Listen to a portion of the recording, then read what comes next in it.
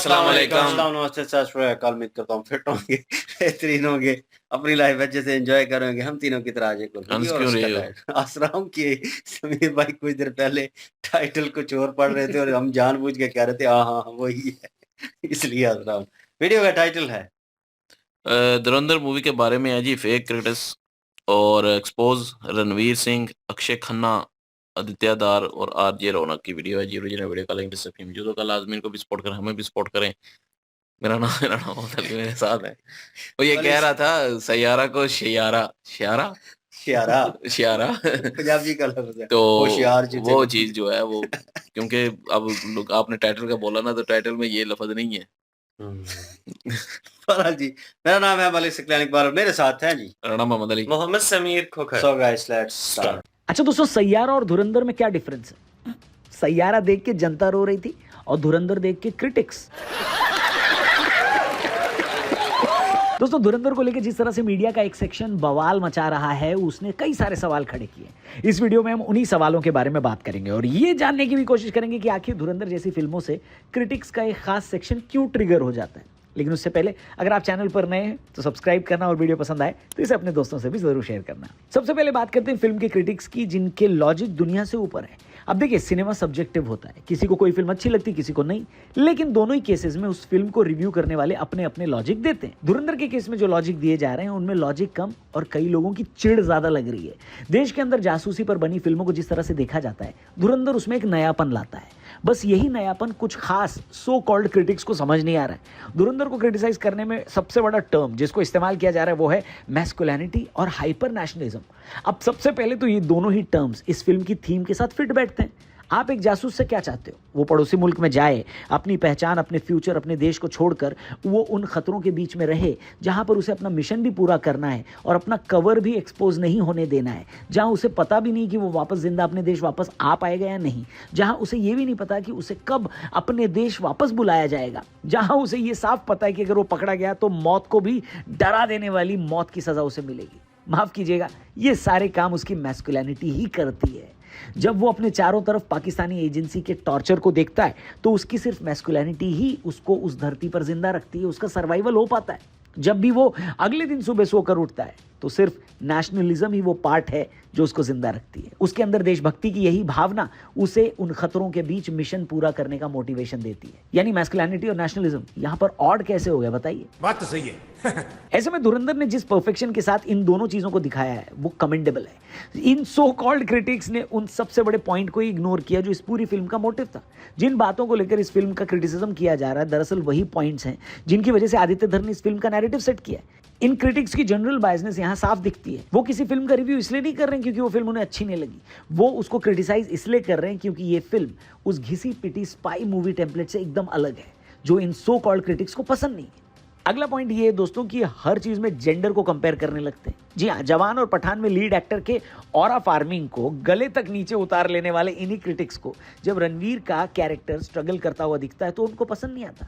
भाई साहब, सर पीट लेने का मन करता है जब ये लोग जेंडर डिबेट शुरू कर देते हैं कि इस फिल्म में फीमेल कैरेक्टर्स को इतना पावरफुल क्यों नहीं दिखाया गया। ऐसे तो भैया फिर मैं ये बोल सकता हूँ कि तारे ज़मीं पे इस मूवी में सिर्फ बच्चों को ही पावरफुल क्यों दिखाया गया है, उनके पेरेंट्स को मजबूर क्यों दिखाया गया है। बागबान फिल्म को देख के तो मैं ये बोल सकता हूँ कि यहाँ पे एक्स्ट्रा इमोशनल पेरेंट्स को क्यों बना दिया गया है। भैया, जिस आदमी ने स्क्रिप्ट लिखी है, जो उसकी कहानी है, जो उसका स्क्रीन प्ले है, वो उसी हिसाब से लिखेगा ना। इसमें औरत वर्सेस मर्द और जेंडर का डिबेट क्यों ले आ रहे हैं लोग। और इस फिल्म की अगर पर्टिकुलरली बात करें तो एक ऐसी फिल्म जहां लगातार लोग मारे जा रहे हैं, आतंकियों का गैंग एक्टिव है, पकड़े जाने पर हद से ज्यादा टॉर्चर होता है, जहां आईएसआई अपने सबसे गंदे चेहरे के साथ भारत के खिलाफ काम कर रही है, वहां पर आप जेंडर डिबेट घुसा रहे हो। मतलब इस पूरे लॉजिक का इन लोगों ने पता है क्या कर दिया है? मोदी जी बताइए। लवणे न भोजम। अब इन सो कॉल्ड क्रिटिक्स की प्रॉब्लम क्या है, उस पे आने से पहले बात कर लेते हैं इस देश में कानून से जुड़ी जो प्रॉब्लम्स है उसको लेकर के हमने एक अमेजिंग पॉडकास्ट किया है सुप्रीम कोर्ट के वकील अश्विनी उपाध्याय के साथ। इस पॉडकास्ट में ऐसी ऐसी बातें डिस्कस हुई हैं जो आपको अंदर तक हिला देंगी। मैं रेकमेंड करूंगा, डिस्क्रिप्शन और पिन कमेंट में जाइए, लिंक दिया है हमारे टीआरपी चैनल पे इस पॉडकास्ट का। हमारे द रौनक पॉडकास्ट चैनल पर जाकर इस पॉडकास्ट को जरूर देखिएगा। फुल फील आ जाएगी, नई नई इंफॉर्मेशन आपको मिलेगी और लाइफ में आप कुछ अच्छा सीखेंगे। अब वीडियो में आगे बढ़ते हैं, बात करते हैं इन सो कॉल्ड क्रिटिक्स की असली प्रॉब्लम क्या है। अब देखिए, इनमें दो सबसे बड़ी प्रॉब्लम है, एक बिजनेस पॉइंट ऑफ व्यू और दूसरा इंटेलेक्चुअल पॉइंट ऑफ व्यू। सबसे पहले बिजनेस की बात करते हैं। ये एक सच्चाई है कि आज के टाइम पर लोग इनके वेबसाइट्स या वीडियोस पर उस तरह से क्लिक्स नहीं करते, उतना ट्रैफिक इनके प्लेटफॉर्म पर आता ही नहीं है, जबकि रिसोर्सेज में इन्होंने लाखों खर्च कर रखे हैं। ऐसे में रेज बेट वाला फॉर्मूला सबसे ज़्यादा कारगर है इनके लिए। जहां ये किसी फिल्म के बारे में वो सब कह देते हैं जिसे पढ़ने या देखने के बाद लोग कमेंट सेक्शन में इनको गालियां बकते हैं। इससे इनके दो फायदे होते हैं, एक तो वेबसाइट और चैनल की एंगेजमेंट बढ़ती है, दूसरा बढ़े हुए एंगेजमेंट की वजह से अमेरिकी डॉलर भी बढ़ जाते हैं। हर क्लिक के बाद ये बात सिद्ध हो जाती है कि हाँ, ये जो काम कर रहे हैं या कर रही हैं उसे देखने में लोगों को इंटरेस्ट है, वो नंबर्स में कन्वर्ट होता है और वहां से वेबसाइट और चैनल के लिए फंडिंग भी आसान हो जाता है जुटाना। आसान भाषा में कहूं तो दिस इज बिजनेस। दूसरा इंटेलेक्चुअल पॉइंट ऑफ व्यू, जहां इन सो कॉल्ड क्रिटिक्स का दोगलापन दिखता है। ये उस किसी भी फिल्म की तारीफ नहीं करेंगे जो उनके एक्सेप्टेड टेम्पलेट से अलग है। सिनेमा को ये जिस चश्मे से देखते हैं उनके हिसाब से दुनिया को भी उसी तरीके से देखना पड़ेगा। फिल्म क्रिटिक्स की अपनी जॉब को जस्टिफाई करते हुए ये मैडम लोग फिल्म को for sake of criticism review करती है। कोई भी फिल्म उसके डायरेक्टर, उसके आर्टिस्ट और उसके क्रू मेंबर की मेहनत का नतीजा होता है दोस्तों। फर्क इतना है कि आप उस फिल्म के नैरेटिव को कैसे दिखाते हैं। अब आप जवान और पठान को ही ले लीजिए, है कि नहीं। सबसे पहले तो शाहरुख खान का वो 4 साल बाद का कमबैक था। दूसरा, सालों बाद शाहरुख खान अपने एक्शन अवतार में वापस आ रहे थे। तीसरी बात कि ये इनमें से पठान वाईआरएफ की स्पाई यूनिवर्स का हिस्सा थी, जिसमें सलमान खान के टाइगर की भी एंट्री हुई। कमर्शियली ये किसी भी फिल्म के लिए एक आइडियल तैयारी होती है। वो दोनों फिल्में उनके स्टार पावर और अपील की वजह से मार्केट में गई थी।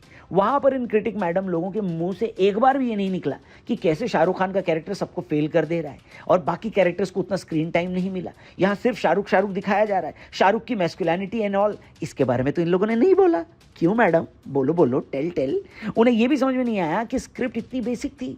उन्होंने इन दोनों फिल्मों को 4.5 स्टार से ज्यादा दिए, जबकि एक ऑलमोस्ट रियलिटी को फिल्म में दिखाने वाली धुरंधर इन मैडम लोगों को समझ नहीं आई और इनका इंटेलेक्चुअलिज्म बाहर आ गया। ये लोग ऐसी किसी फिल्म को एक्सेप्ट नहीं कर पाते जो इनके स्टैंडर्ड के हिसाब से इनके फ्रेम में फिट ना हो, लेकिन क्योंकि इनको फिल्म के अंदर कोई ठोस मुद्दा मिला नहीं तो वही घिसी-पिटी लाइन रिपीट कर दी। बाकी इन क्रिटिक्स का एक और आर्ग्यूमेंट है कि धुरंधर में इतना वायलेंस क्यों दिखाया गया, सोसाइटी के लिए खराब है, जनता बिगड़ जाएगी। ये क्या लॉजिक है? मतलब बाकी स्पाई मूवीज में जो वायलेंस है वो हार्मलेस है और यहाँ पे क्रूअल है। हेलो, बोलो मतलब आप एनिमल को ही ले लो, याद करो जो वो फिल्म आई थी कितना बवाल हुआ था। फिल्म की कहानी से इन क्रिटिक्स को इस बात का गुस्सा था कि रणवीर जी अपने पिता को बचाने के लिए इतना वायलेंस करता है, सैकड़ों लोगों को मार देता है। तब उनका लॉजिक था कि सोसाइटी इससे बिगड़ जाएगी, इतना वायलेंस देखकर लोग गन कल्चर में फंस जाएंगे। मैं पूछता हूँ बॉस, कितने लोगों ने एनिमल देखकर बंदूक उठाई? ये सो कॉल्ड क्रिटिक्स जनता को क्या च से भूतिया समझते हैं? देखिए, जनता ना स्मार्ट है, वो फिल्म को फिल्म की तरह ही देखती है ज्यादातर। चकदे को देखकर लोगों ने उतनी हॉकी उठाई क्या? नहीं ना। एनिमल को देखकर क्या बहुत सारे लोगों ने बंदूक उठा ली? नहीं ना। पर जहां लॉजिक लगता है वहां जनता सीखती भी है, जैसे 3 इडियट्स देखकर सीखी। और जनता ये भी जानती है कि फिक्शन कितना है और सीखने लायक कितना है किसी मूवी में। अब जिस गैंग्स ऑफ वासेपुर को ये लोग कल्ट क्लासिक बोलते हैं, उससे लोगों ने बदला लेना थोड़ी ना सीखा, बल्कि उसको मीम कल्चर का हिस्सा बना लिया। क्योंकि लोगों को ये बात अच्छी तरह से पता है कि फिल्में बस 3 घंटे का वो एडवेंचर है जहां हम अपनी डेली लाइफ के स्ट्रगल को कुछ देर के लिए भूल जाते हैं, मूड फ्रेश करने चले जाते हैं। हम फिल्मों से नहीं, असली जिंदगी से सीखते हैं। मतलब ये क्रिटिक लोग कौन से जनरेशन से आते हैं भाई साहब, समझा नहीं मेरे को। बाकी धुरंधर फिल्म और इसके डायरेक्टर को क्रिटिसाइज करने का एक रीजन ये भी है कि ये किसी लॉबी या किसी गैंग का हिस्सा नहीं है। धुरंधर उसी इंडस्ट्री में बनी है जहां लॉबी और नेपोटिज्म का खेल चलता है। जिन्होंने जवान की हर फ्रेम को रेवोल्यूशनरी कहा, वहीं धुरंधर को रिग्रेसिव कहने में देर नहीं लगाई इन लोगों ने। क्यों? क्योंकि ये फिल्म किसी कैंप या ग्रुप का हिस्सा नहीं थी। अब सबको पता है कि इंडिया में फिल्में बनाना आसान काम नहीं। एक एवरेज फिल्म या स्क्रिप्ट को भी उसकी स्टार पावर की बैकिंग की वजह से ही प्रोड्यूसर मिलता है। लेकिन आदित्य धर जैसे क्रिएटर को पहले तो प्रोड्यूसर जल्दी नहीं मिलते, दूसरा अगर मिलता भी है तो कई सारे टर्म्स एंड कंडीशंस होते हैं। आज के PR वॉर के बीच में आदित्य धर जैसे क्रिएटर बहुत सावधानी से चलते हैं। इसका अंदाजा आप इसी से लगा लीजिए कि उनके ड्रीम प्रोजेक्ट इमॉर्टल अश्वत्थामा से प्रोड्यूसर्स ने हाथ खींच लिया, जिसकी वजह से करोड़ों का नुकसान हुआ और फिल्म से जुड़े लोगों को भी भारी नुकसान हुआ। वहीं दूसरी तरफ अगर एक खास लॉबी का स्टार कोई फिल्म बनाना चाहता है तो भले ही वो किसी मलयालम फिल्म या गुजराती फिल्म का रीमेक हो, प्रोड्यूसर मिल ही जाते हैं। बस यही वो लड़ाई है जो लॉबी से बाहर से आने वाले क्रिएटर्स को इंडिया में झेलनी पड़ती है। और जब एक ऐसा डायरेक्टर या ये कहें कि एक ऐसा आउटसाइडर धुरंधर जैसी फिल्म बना लेता है तो एक पर्टिकुलर लॉबी या एक गैंग को ये हजम नहीं हो पाता कि आखिर इसने बना कैसे लिया। यानी ये सारे वो इंपॉर्टेंट पॉइंट्स हैं दोस्तों जिसकी वजह से सिर्फ कुछ ही लोग फिल्म को रिजेक्ट कर रहे हैं और बाकी जनता फिल्म को एक्सेप्ट कर चुकी है और फिल्म के साथ है। इसलिए इन सो कॉल्ड क्रिटिक्स को ये एक्सेप्ट करना होगा कि जब तक वो जनता की वाइब को नहीं समझेंगे तब तक कुछ नहीं समझ पाएंगे ना कर पाएंगे। इसलिए ऐसे क्रिटिक्स के लिए मेरी ओपिनियन, मेरी राय यही है कि ये लोग फिल्म को क्रिटिसाइज करने के लिए जो वीडियोस बनाते हैं ना, इनको नहीं बनाना चाहिए। क्योंकि जिस हिसाब के इनके व्यूज़ आ रहे हैं, जितने लोग इनको देख रहे हैं, उतने लोगों को तो ये कायदे से उनके घर पे जाके भी बता सकते हैं कि भाई मत देखो, पिक्चर अच्छी नहीं है, क्यों वीडियो बना के टाइम वेस्ट कर रहे हैं। नहीं, बाकी दोस्तों आप कमेंट करके बताइए कि क्या आप ऐसे फिल्म रिव्यूज और क्रिटिक्स की बात को मानते हैं या फिर आप कहते हैं घंटा। Thank you for watching. Video पसंद आई हो तो चैनल को जरूर सब्सक्राइब करना और इसे अपने दोस्तों से भी जरूर शेयर करना। जल्दी मिलते हैं। जय हिंद। सगलैन को ना इन दिनों बड़ी हंसी आ रही है। खुश कुछ बहुत है पता नहीं। धुरंधर मूवी को लेकर मैं ना नहीं नहीं, सीरियस धुरंधर को नहीं, वैसे ही खुश है। ना सीरियस नोट जो है वो बीमार हूँ काफी, लेकिन ये इसलिए है कि खुश है। जिंदगी कम रह जाए तो बंदा वो कहता है कि खुश रह लो 4 दिन, कोई पता नहीं है भाई अगले दिन का। तो बहरहाल वो जो है मूड फ्रेश रखना पड़ता है और ये जरूरी होता है। और बहरहाल फैमिली के साथ हो तो बंदा खुशी होता है और you are like a family. और यहाँ पे बात हुई है जी 2 मूवियों की और उस मूवी का तो थोड़ा बहुत ही जिक्र हुआ है। धुरंधर जो है उसका ज़िक्र जो है वो बार-बार हो रहा है और इन्होंने करैक्टर जो बीच में थे उनका ज़िक्र थोड़ा बहुत करना चाहिए था इनको, आरजे रौनक भाई को, जो क्रिटिसाइज़ कर रहे हैं अनदर वेबसाइट इस मूवी को और क्रिटिसिज़्म के दायरे में लेके आ रहे हैं कि भाई ये जो है बिज़नेस किया है इसने, ये मूवी में बहुत ज़्यादा वायलेंस दिखाया गया है और जो है डिफरेंट मौज़ूआत के ऊपर वो बात कर रहे हैं। तो कुछ लोग हैं, वो चंद लोग हैं जो उसको क्रिटिसिज़्म का शिकार बना रहे हैं, लेकिन चंद लोग वो भी हैं कि जो कह रहे हैं कि ना मूवी इस तरफ ना उस तरफ, बस ठीक थी। मतलब उन्होंने कहा कि ठीक थी मूवी, इसमें वायलेंस दिखाया गया, अच्छी एक्टिंग फलाँ की थी, फलाँ की, ये वो। उन्होंने इस तरह का जो है मिला-जुला रिव्यू जो है वो दिया। अवाम थी और बहुत सारी अवाम ऐसी है जो कह रही है, जो ज़्यादा परसेंटेज है वो कह रही है कि भई मूवी ने हिला के रख दिया है एक बार। कि जो रियलिटी हम सिनेमा पे देखना चाहते थे, इस तरह की मूवी में कि मतलब जो रियलिटी बेस्ड टाइप जो है, आपकी एनिमी एनिमी कौन है भाई? पाकिस्तान। तो वो एक कॉन्फ्लिक्ट चल रहा है एक अरसे से। तो वो जो है उन सालों का कॉन्फ्लिक्ट जो है उनको उन कैरेक्टर्स को उन्हीं के रूप में दिखाना और उसी माहौल में दिखाना। इस बार मेरे ख़्याल में मैंने मूवी नहीं देखी लेकिन मुझे लगता है मैंने वो बिहाइंड सीन थोड़ा बहुत देखा अक्षय खन्ना का, जहाँ पे स्टेज पे खड़े होके वो उस पार्टी को सपोर्ट कर रहे थे और कराची में लियारी में। तो लियारी का पूरा एक माहौल जो है वो पोस्टर लगे हुए थे बेनज़ीर के और जो अवाम थी उनका पहनावा, उनकी बातचीत का स्टाइल, जो माहौल नज़र आ रहा था इर्द-गिर्द, बिल्कुल डायरेक्टर ने, राइटर ने सही पकड़ा है उसको कि एग्ज़ैक्ट लग रहा था कि वहीं पे खड़ा है। और उसके बाद पाकिस्तानी लोगों ने फिर एआई के थ्रू जो है फ़ोटो बनानी शेयर कर दी कि जिसमें वो कराची में घूम रहे हैं, फलानी-फलानी जो मशहूर किस्म की मार्केट है, तीनों घूम रहे हैं वहाँ पे, गोलगप्पे खा रहे हैं, चाट खा रहे हैं। तो मतलब वो भी बीच में फ़ोटोज़ जो हैं वो शेयर हुई। लेकिन जो बिहाइंड सीन मैंने देखा मूवी का सीन जो था ओरिजिनल, उसका बिहाइंड सीन कि किस तरह अक्षय खन्ना जो है डायरेक्टर को बता रहे थे, डायरेक्टर उनको बता रहे थे कि किस तरह करना है सीन, क्या करना है।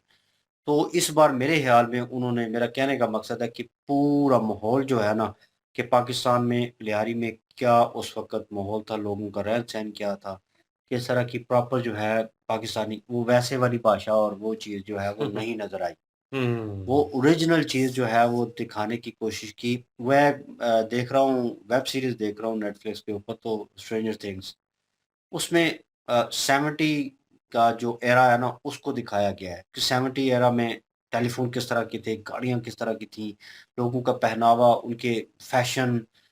तो वो एक-एक चीज़ एग्ज़ैक्ट जो है, इनडोर तो वो सेट पे दिखा देंगे बना के, लेकिन आउटडोर जो उन्होंने सीन लिए हैं टाउन के आगे-पीछे, ओ भाई वो उन्होंने कह लें कि 19-20 का फ़र्क नहीं पड़ने दिया। ऐसा लग रहा था कि आप 70 की मूवी ही देख रहे हैं। और आप इतना इन्वॉल्व हो जाते हैं कि आपको आदत पड़ गई है वो बड़े-बड़े फ़ोन, उन पे एंटीना लगे हुए और कुछ तो उन्होंने वॉकी-टॉकी रखे हुए, तो मतलब वो पुराने ज़माने, यहाँ पे भी उन्होंने कैप्चर किया क्योंकि वो दौर थोड़ा पुराना है। तो उसको उन्होंने कैप्चर किया लेकिन वो पहनावा किस तरह का था, लोगों का रहन-सहन क्या था और उस वक़्त सिचुएशन क्या चल रही थी, कौन-सी पार्टी सपोर्ट कर रही थी क्योंकि बैनर लगे हुए थे वहाँ पे पीछे, वो बेनज़ीर के और सारे। तो मेरे ख़्याल में डायरेक्टर सही जगह पे सही जो है निशाने पे तीर मारा है कि अवाम ने एक्सेप्ट किया कि हाँ भाई, लग रहा है कि वो बंदा पाकिस्तान में है और लियारी में है, कराची में, और वो कर रहा है। और जो दूसरे करैक्टर हैं उनके ऊपर ज़्यादा फ़ोकस इतना नहीं है लोगों का जितना फ़ोकस जो है वो अक्षय खन्ना के करैक्टर के ऊपर है। तो वो जो है वो डांस तो स्टेप उसका जो डांस स्टेप जो है वो बड़ा फेमस हुआ है ये अरेबिक बलोची पे गाने पे। बलोची है ना वो असल कैरेक्टर जो वही है। ना, अरेबिक बलोची गाने पे तो जो है ना वो जो स्टेप किया है ना। वो उसने वो डायरेक्टर बता रहा था, मैंने थोड़ा सा इंटरव्यू सुना तो वो कह रहा था कि ये अक्षय खन्ना कहते हैं कि कैन आई डांस, मतलब मैं बीच में जाके अगर वो म्यूजिक चल रहा है तो वो कर रहे होंगे, तो उन्होंने कहा वो अपना बलोची स्टाइल में कर रहे होंगे और आपने बीच में से गुजरना है टशन के साथ। उसने कहा कैन आई, मतलब मैं अगर डांस करूं, तो उसने कहा देख लें अपनी मर्जी है। तो जैसे स्टार्ट हुआ उसने कहा चलो जी, वो स्टार्ट हुआ जैसे सीन, तो वो अब उतरे, उन्होंने कहा हमें नहीं पता ये क्या करने वाले हैं, लेकिन वो नेचुरल वे में एंटर होकर और उन्होंने वो डांस स्टेप जो हैं बीच में किए हैं और शॉर्ट से हैं, और भाई उसने आग लगा दी है इंटरनेट के ऊपर। और वो गाना सुनने पे लोग पता नहीं वो म्यूजिक को कॉपी कर करके एआई को बता रहे हैं, क्योंकि गाने के बोल पता नहीं चल रहे। अरेबिक जो है वर्ड है, तो वो जो है उसको गुनगुना कर बता रहे हैं कि ये गाना निकालो, ओरिजिनल गाना क्या है। तो भाई जिसका वो ओरिजिनल गाना वेरिएंट है आई थिंक, तो वो भी जो है अप स्केल पे चला जाएगा। और जो इनकी परफॉर्मेंस है, वो लाइव कट जो है बीच में एक किस्म का ऐड हो गया कि उन्होंने अपने ज़हन से ही वो डांस स्टेप जो है वो कर दिए। अब लोग उनकी पुरानी मूवियों के क्लिप जो हैं अक्षय खन्ना के निकाल के देख रहे हैं। भाई नेगेटिव रोल में वो बंदा हिट हो गया इस एरा में। तो बाकी सारे कैरेक्टरों को उन्होंने मदम कर दिया। लेकिन एक स्पाई के ज़िंदगी के ऊपर क्या सिचुएशन गुज़रती है, क्या होता है, वो भी उन्होंने बताया और मेरे ख़्याल में अवाम ने इस चीज़ को एक्सेप्ट किया है। और मुझे कहीं न कहीं लगता है कि मैं अगर मूवी देखूँगा, तो मैं इस चीज़ को एक्सेप्ट करूँगा और मैं एन्जॉय करूँगा भाई इस मूवी को। उन्होंने कहा कि लोग रिलैक्स होने आते हैं, लोग थोड़ा एन्जॉयमेंट करने आते आप हैं। मूवी को मूवी की तरह देख लेंगे। बिल्कुल, तो लो ये क्रिटिसिज़्म करना, ये अपने पेजेज़ का कह लें कि टीआरपी बढ़ाना और इन चीज़ों को ऊपर लाने के लिए भाई और भी बहुत सारे मुद्दे हैं। और भी मसले-मसाइल जो हैं कंट्री में चल रहे होते हैं, उनके ऊपर जो है कह लें कि लाइट आउट करें, उनको स्पॉट ऑन करें, उनको लोगों को बताएँ, वो हल करने की कोशिश करें। फिर आपका एक किरदार जो है वो माशरे में, इस कंट्री में पूरा होगा। लेकिन ये क्रिटिसिज़्म जो है वो नहीं बनता, क्योंकि भई मूवी कश्मीर फाइल बीच में ज़िक्र हो गया, उसका पोस्टर आया बीच में। भई वो रियलिटी मूवी थी। जिन मूवी की उन्होंने ऑन अदर हैंड बात की, थोड़ी कमर्शियल मूवी थी, उनका हमें भी पसंद नहीं आई ऐसी चीज़ें। अब टॉम क्रूज़ की मूवी जो है उससे सीन लिए गए बहुत सारे, बीच में कॉपी सीन थे और पठान मूवी के, और दूसरे क्या नाम है, एक और थी जवान। तो बीच में काफ़ी थे सीन कुछ। तो भाई उधर अगर कंपैरिज़न करो, टॉम क्रूज़ जो है वो, उसको अगर मार पड़ रही होती है तो भाई उसे एक पंच लगता है पेट में या फेस के ऊपर, तो फ़ील होता है कि उसे लगी है। वो भाई इंसान ही है, कोई सुपरमैन नहीं है, लेकिन कोशिश कर रहा है वो लड़ने की, टेक्नीक से लड़कर एक अच्छे आदमी को, ट्रेन्ड आदमी को मारने की कोशिश कर रहा है और मारने में कामयाब भी हो रहा है कहीं न कहीं। तो वो फ़ील लग रहा होता है कि दोनों लड़ रहे हैं।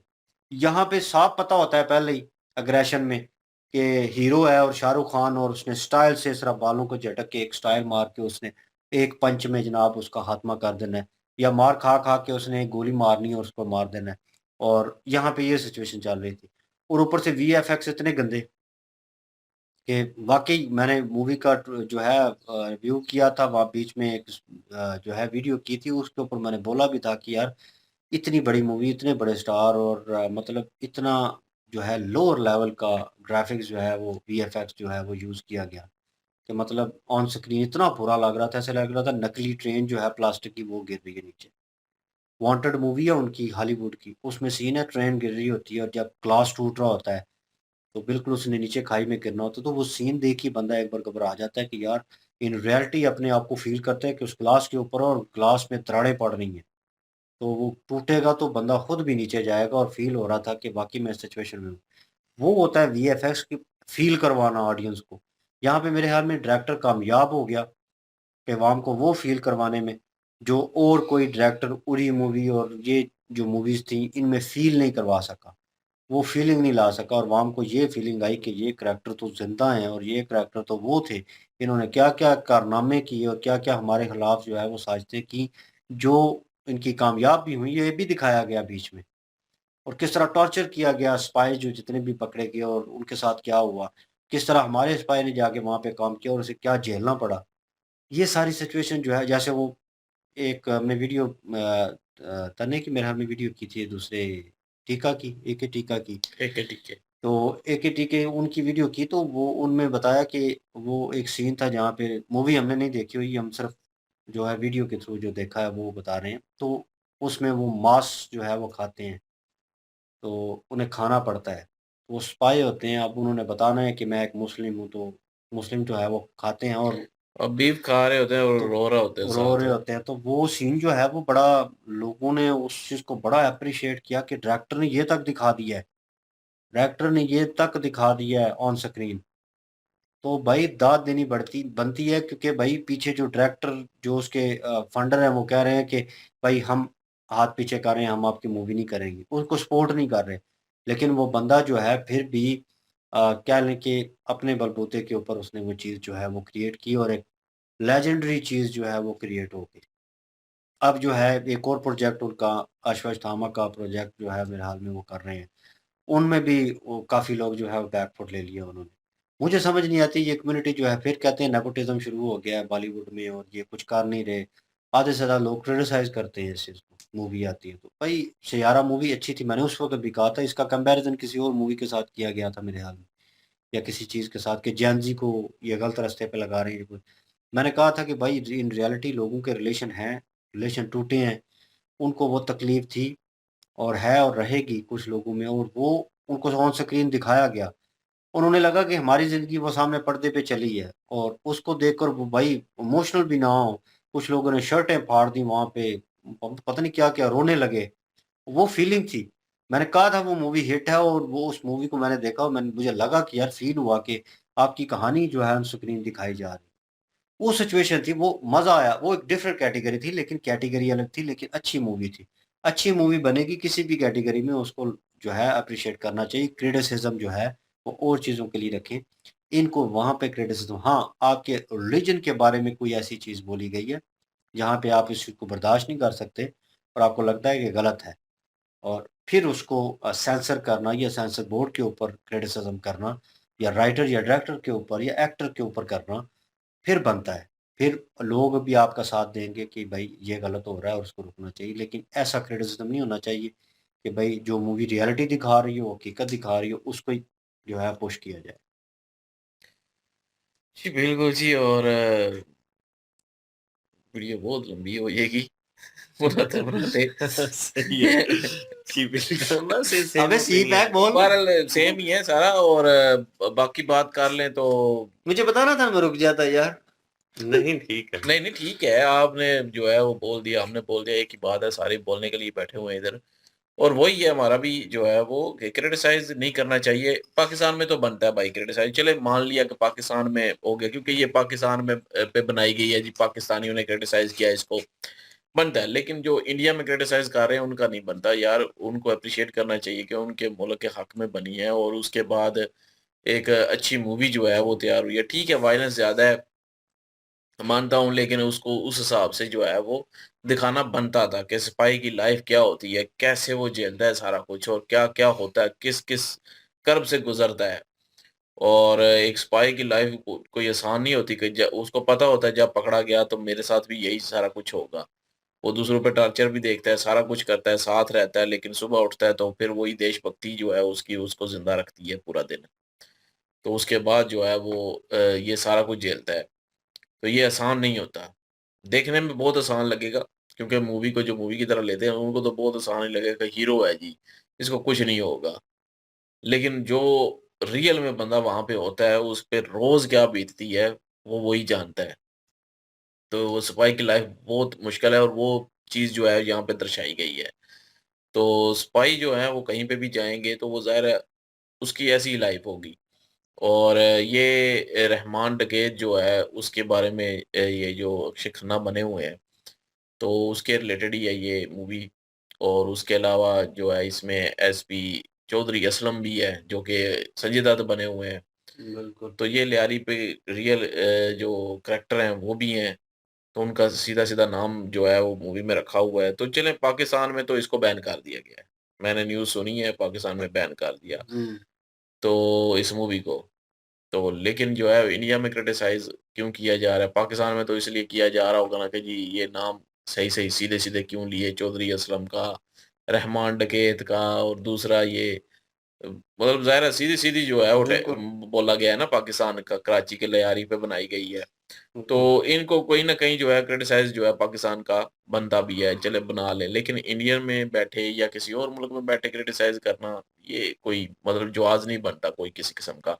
जी, ये अपना वहशीपन जो है वो ज़्यादा दिखाया गया है इसमें कि लोग जो हैं वो इससे मुतासर होंगे। तो बाकी मूवीज़ भी देखते हैं लोग, कौन-सा मुतासर होते हैं। लोग सिर्फ़ मूवी को यकीन करें मेरी तरह होते हैं कि एक मूवी को देखा दूसरे दिन भूल जाते हैं स्टोरी होती क्या है। हाँ, वो सीधी-सी बात एनिमल्स है, है मुझे तो भाई। याद ही नहीं तूने रहती। तो सुपरमैन ही देखी थी, ऊपर काचा पहन के आ गया था नहीं, मुझे तो यकीन करें पैंट के ऊपर एनिमल सुपरमैन। मुझे तो ज़हन में ही नहीं रहती पूरी स्टोरी के स्टोरी आखिर है क्या? अब बड़ा खराब है ये, अब बैठ के स्टोरियां सुना रहा होता है, इस तरह हो गया, इस तरह हो नहीं, गया, नहीं, एनिमल्स वाइकिंग है और भाई पता थी नहीं तभी कौन नहीं, वही नहीं, कौन। कहा वाइकिंग गया था मैंने ना। देखी है। वो स्टोरी मैं भूल चुका हूँ। वाइकिंग की सारी स्टोरी भूल चुका हूँ। मेन कैरेक्टर याद होंगे बस। यही होता है मेरे साथ। तो काफ़ी ज़्यादा लोग जो है बहुत मेरी तरह के खराब ही है ये, होते हैं, देखते स्टोरी हैं टेलर है ये। नहीं, नहीं, देखते हैं, दूसरे-तीसरे दिन भूल जाते हैं, कोई नहीं अप्लाई करता अपने पे। तो हुँ। ये चीज़ें जो हैं वो ठीक है यार, एनिमल्स को हर लेकर चीज़ काफ़ी पे ज़्यादा नुकसान होता क्रिटिसाइज़ है। किया गया था कि एनिमल्स देखने के बाद लोग जो हैं वो नेगेटिव वे में जाएँगे, लोग जो हैं ये क्या सोसाइटी में दिखाया जा रहा है, गुंडागर्दी लोगों को सिखाई जा रही है, लोग जो हैं बंदूक उठा लेंगे, तो कुछ भी नहीं ऐसा हुआ। फ़िल्म जो होती है उसको फ़िल्म तक ही देखा जाता है, तो चलो इससे ये नहीं मानते है हैं कि कि कुछ कुछ लोगों पे असर होता है, चीज़ का असर होता है, मानते हैं, लेकिन सब पे नहीं होता। वो चंद एक होंगे दिमाग फिरे, उन पे हो बहुत जाएगा। ज्यादा ले जाते हैं देख के। वो ज़्यादा ले जाते हैं ज़हन पे, दिल पे चीज़ों को। बहरहाल जी, हमारा तो यही ओपिनियन है, और आप क्या ओपिनियन रखते हैं कमेंट सेक्शन ओपन आपके लिए। इंक्लूजन वीडियो की लिंक भी डिस्क्रिप्शन में मौजूद होगी, प्लीज़ इनके थ्रू हमें भी सपोर्ट कर दीजिएगा।